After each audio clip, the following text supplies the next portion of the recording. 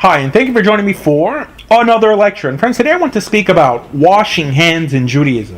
And you're probably thinking, how can you make the topic of washing hands sound any more interesting than what we may have already heard on the topic? And friends, honestly, have I ever let you down before? But actually, friends, there's so much behind the ceremonial washing of hands that one lecture is really not enough. From ruach ra, i.e. demons on your fingers, to how many times you have to pour water over your hands, to if you say the blessing before or after you wash, to when one actually has to wash, to how much of your hand actually has to be washed, right? And on and on. So, friends, like I do with virtually all my halachic discourses, I will first give you a Talmudic overview on the topic and then contrast it with what's actually done today.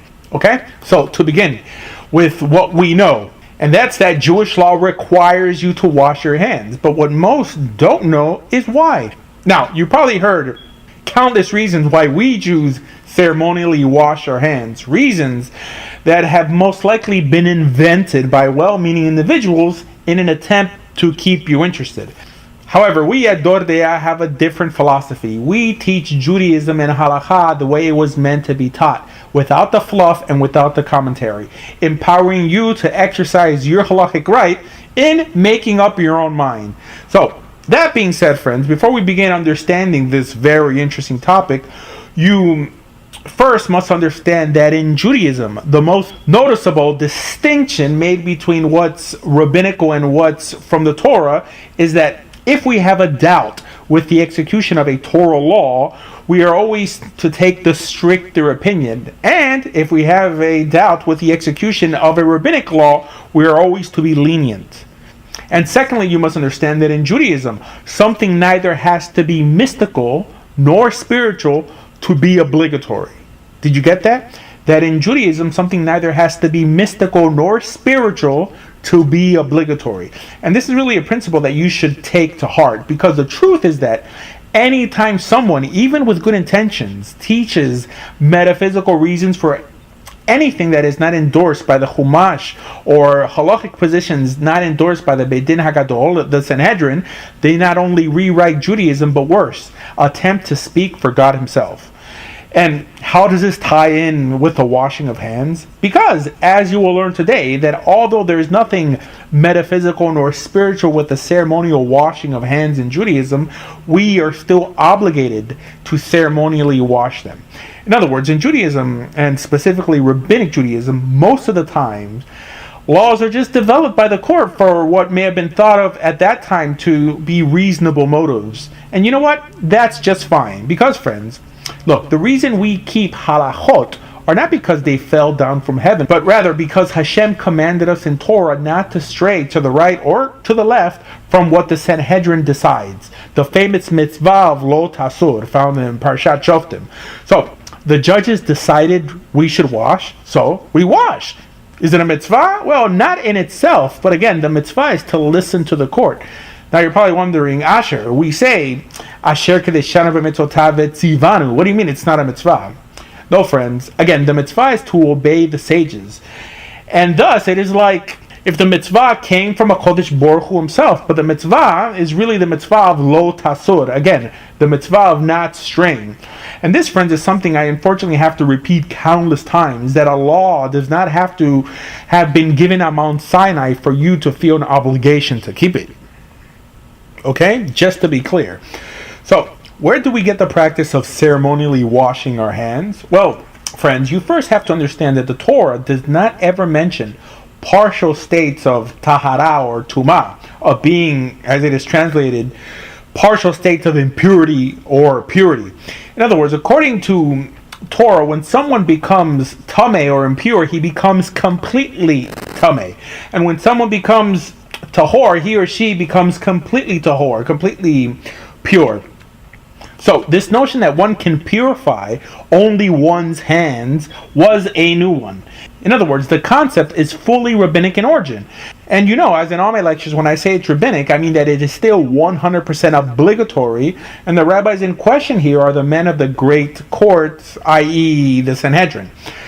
Actually, in this case, it was Shlomo HaMelech, King Solomon who first instituted the practice because, as you know, kings also had the authority to institute rabbinic law.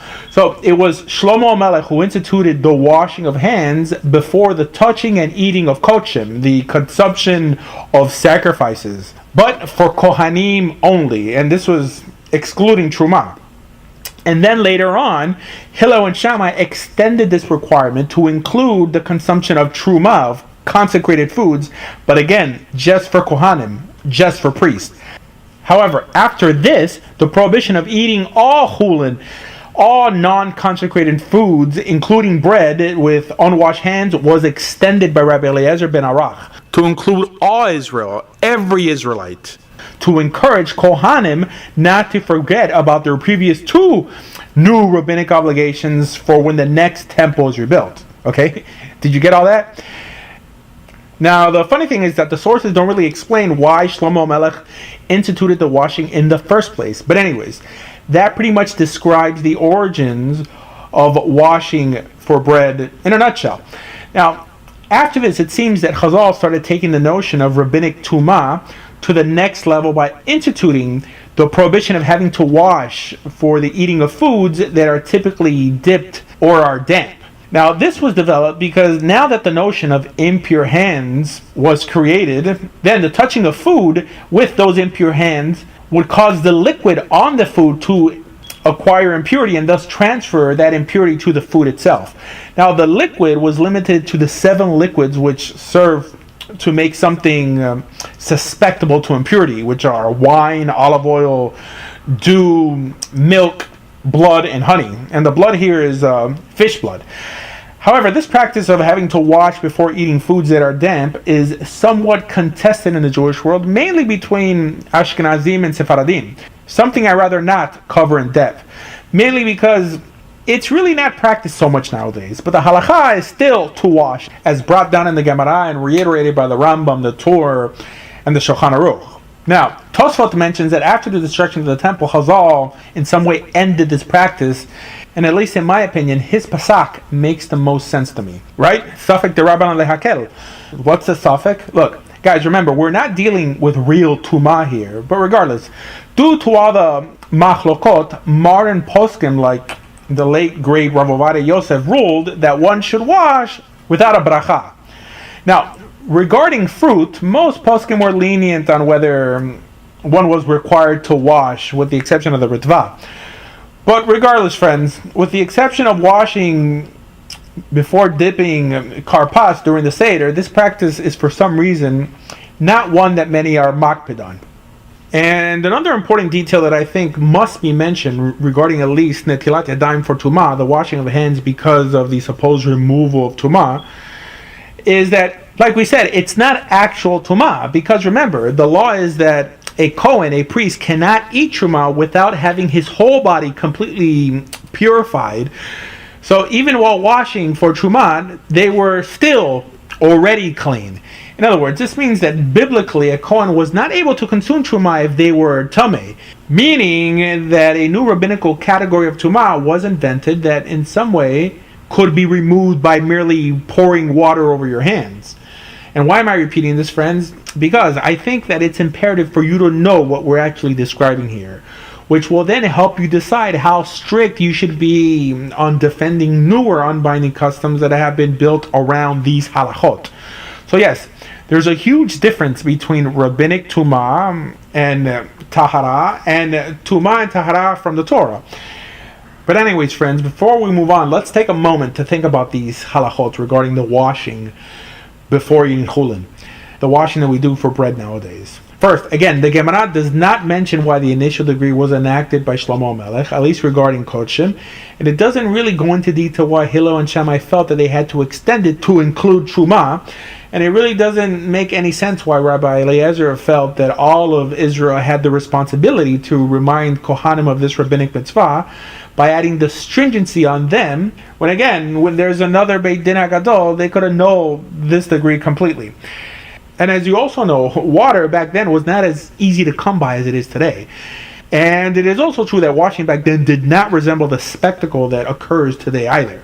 And I know you know what I mean. I mean, have you ever had to stand behind someone in a washing line who not only fills the kli to the brim just to pour it on 2 hands and then refills it 3 more times to repeat the washing for a total of 4 times, and then apart from not speaking till they hear hamotzi, they'll have the chutzpah to give you a new because you decided to speak. Friends, I don't know about you, but as someone who works in Kiruv, this drives me nuts. Mainly because I then have to try to explain this to the unaffiliated Jew at the table who may have just decided that this all is just a tad too much. And this is one thing I have never been able to completely comprehend. The idea that apart from Torah Shebiktav and Torah Shebal Peh, which I know we must respond for, and in some way or in some manner justify, why on earth would you even risk losing an unaffiliated Jew or a potential convert over practices or statements you know that there is no halachic basis for? Okay? Well, enough hashkafa. Let's now cover how does one actually wash.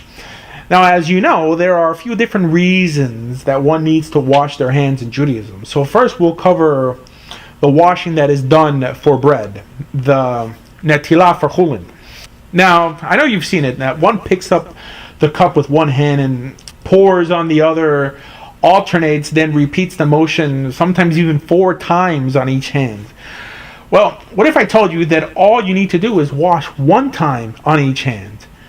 In other words, with a revi'it of water in 1 kli on both hands, only 1 time. And yes, you must also be sure that you have at least a revi'it of water in your wash cup, which is about 3.5 fluid ounces, which if you think about it is really not a lot of water.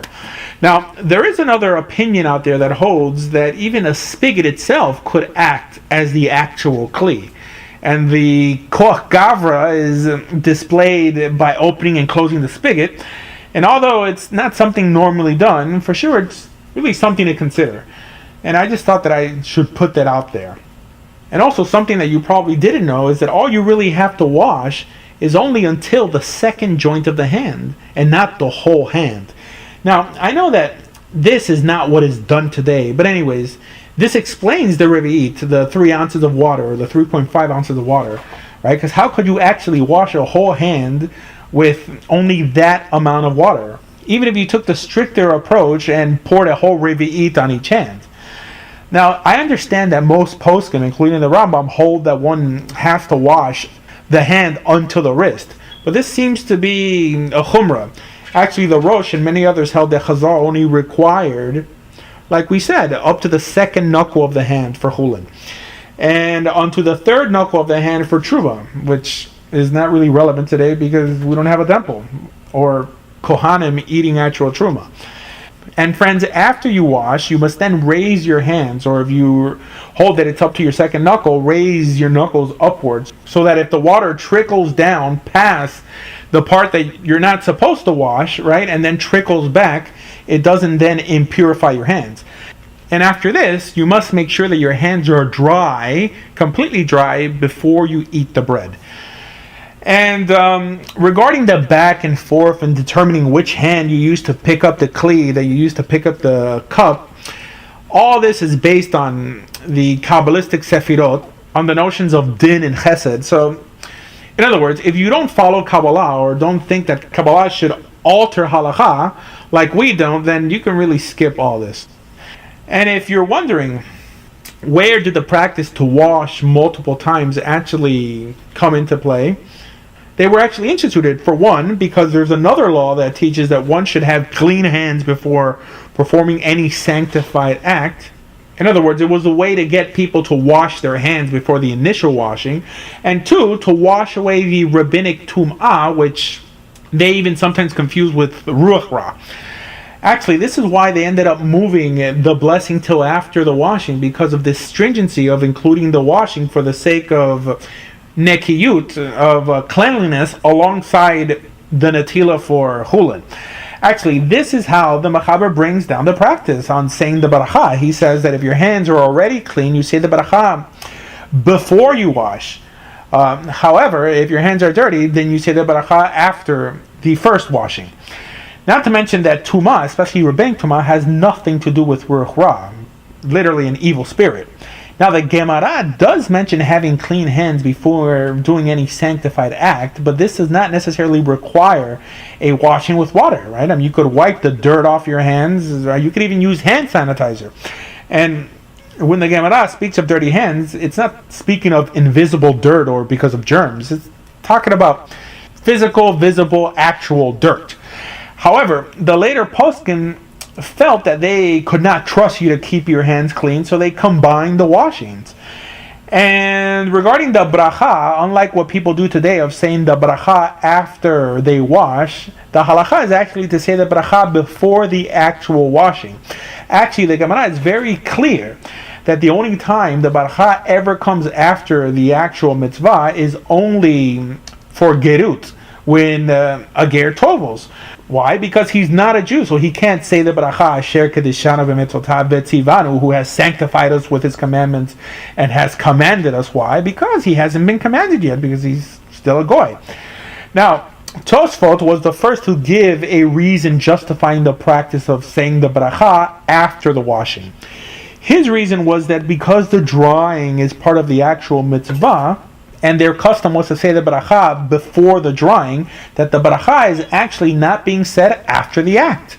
Now, the problem with that is that the drying is not actually part of the actual mitzvah, mainly because Chazal never state that the drying has to be done immediately after the netilah, but just that one's hands should be dried before the eating of bread, which could also include air drying, right? The Rambam is also specific in the Mishnah Torah that the bracha is before, and that anyone who says the bracha afterwards is saying a bracha levatala. And also, apart from being the minhag of the older Middle Eastern Jewish communities, even Rav Hershel Schechter, the posek for the OU, is famously makpid on saying the bracha before the actual washing. So, if you need a notable figure nowadays who justifies this practice, Rav Hershel Schechter is one of them. Okay? So, from saying the actual bracha till after the washing, you should not talk. And if you do, you must repeat the blessing again and wash again. Now, this does not mean that you can talk from after the washing till you eat the bread. And I'm going to cover this custom now, how it's completely baseless. But anyways, to just recap, we're still covering the washing for bread. Now, there are other reasons to ceremonially wash your hands, like the washing in the morning. Actually, at least according to Chazal, the washing in the morning, as brought down in the Gemara, does not necessarily have to be done before prayer, at least in any ceremonial sense. And the reason I'm mentioning this, because I know the Rambam is makpid on people washing their hands before they say the Amidah during any of the prayers. And it actually seems that any washing, at least according to the Gemara, would suffice regarding to just prayer, even without a bracha. And also the washing that appears in the order of the brachot in the morning can be done when you get to it, like when you get to any other bracha on that list. Because as you know, that the brachot uttered all at once in the synagogues nowadays is a fairly new practice, and in Mishnaic times were only recited when one happened to find the first instance to incorporate that bracha into their day. Now, I know that many Rishonim have codified the procedure of the morning washing and on why we do it, but again, I'm just telling you what the Gemara says, or in this case, doesn't say on the issue. And about negovasser, the Kabbalistic practice of having a bowl of water next to your bed to remove what the Kabbalah teaches is demons on your fingers. Friends, remember, you heard it here, that you don't have to do this custom at all. And let me tell you why.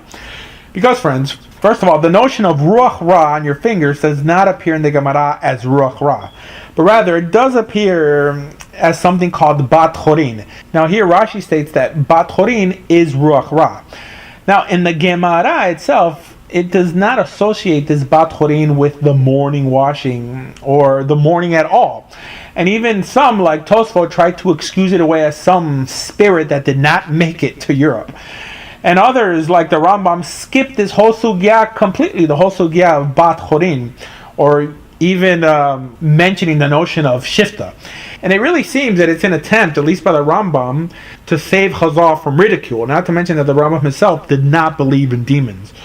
No, friends, it wasn't until the Zohar was written that this practice of placing a bowl next to your bed so as not to walk Arba Amot before the washing of evil spirits actually took off.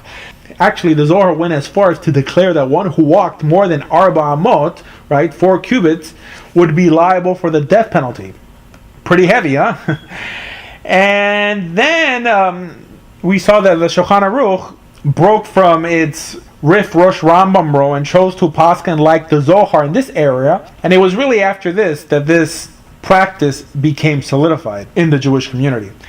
And before I forget, I want to quickly touch on speaking after washing. Friends, it has become standard practice in the Jewish world nowadays that once you have washed for bread, that you are not in some way allowed to speak till after you hear or you say chamotzi and eat the bread. And if you ask why is this done, they will tell you that it's a hefsek or a hafsakah, that it's an interruption. Friends, speaking after you wash is not a hafsakah. It's not a interruption, a hefsek. Now, the Gemara does mention one opinion regarding mayim achronim, the washing after the meal, that there should be no interruption before that, and birkat hamazon. But even the Rambam here holds that this does not include speech. Actually, the idea, as brought down by the Shulchan Aruch, is that although the halacha is, as the Rambam and virtually every other posek states, that speaking is not a hefsek of any kind as long as you're not careless, right, to impurify your hands, that it is still good to be strict. In other words, he brings it as a chumrah. And one regrettable reality that we have to deal with in the Jewish world is that once chumrah is mentioned on a rabbinic issue, in a few years it typically becomes a norm. And friends, the last issue I want to quickly speak about is mayim achronim, the washing that is done after the meal. Now, this law was established because of a blinding substance known as sodomite salt, which many times became mingled in with people's table salt. And because the practice back then was to eat with one's hands, thus the halakha was established that one should wash his fingers after touching this kind of salt. Or like the Rambam holds, washing your complete hands to dilute the salt for safety measures. And as mentioned by the Bach and many others, that because we don't have sodomite salt in table salt anymore, that the practice no longer applies. And this is also understood even in the wording of the Rambam, that unless one is touching sodomite salt, the law doesn't apply. Okay? Friends, I know we've covered a lot in a very short time period, but there's one more thing that came to mind here that I really need to mention to properly complete the shiur of washing. And that's when one has to wash without actually eating bread, right? I mean, apart from the morning wash and apart from what people do nowadays regarding ruach ra. And that's when eating pat haba bekisnim, while one is kovea silda, meaning when one eats baked goods that are not chamotzi but mezonot, that are usually eaten as a snack, but in this case eats them as a full meal, that person actually must wash, say chamotzi, and bench, like if they ate bread. And this is really the whole shaila, that if one has to wash for slices of pizza, meaning how much pizza does one have to eat in order to be considered keviyat suda. Now, there are actually big machlokot on what actually constitutes pat chaba bekisnin. Now, according to the Rambam and really the majority of poskim, pizza would not even make the list for pat chaba bekisnin, but there are opinions that say that it is, right? And I don't know, to me it sounds like a suffix, right? Steel pots, player. Just kidding. Now, I know that I sort of ran through the topic quite quickly, and unfortunately I have not been able to keep this shiur as monolithic as I would have liked. But the truth is that the issue of ceremonially washing hands in Judaism is one that no rabbi could honestly state that he is clear about, at least after returning from Mishnaic sources. And this is actually the purpose of this shiur, to help you execute this halakha in the most efficient way possible. For example, the halakha is clear that by not touching the actual food, that you don't need to wash, like by wrapping the food in a napkin, right, or eating with gloves, or just with a knife and fork. And the Rambam even brings this down lechatchila. And you're probably thinking, then why would people go to such extremes to wash when they don't have to? No, friends, the problem is that today we have made Safek Derabanan lechachmir instead of lechakel, which is why if you would ask the average Rav, he would tell you to be strict on hand washing. And by strict, what they mean is that to go above and beyond what you're expected to do. Like the famous story of the soldier who visited the Lubavitcher Rebbe before going to fight in the Korean War. And the Lubavitcher Rebbe tells him that he should be strict to wash netilat yadayim while in combat, when the halakha is specifically clear that in combat you don't have to wash, mainly because it could cost you your life. And that's pretty much where we are today. Now, I know, friends, I didn't cover every complete aspect in the washing of hands in Judaism, but I think I may have given you enough to at least view the topic in a different light. So, friends, for more information on everything Jewish, please visit TorahJudaism.org. Thank you.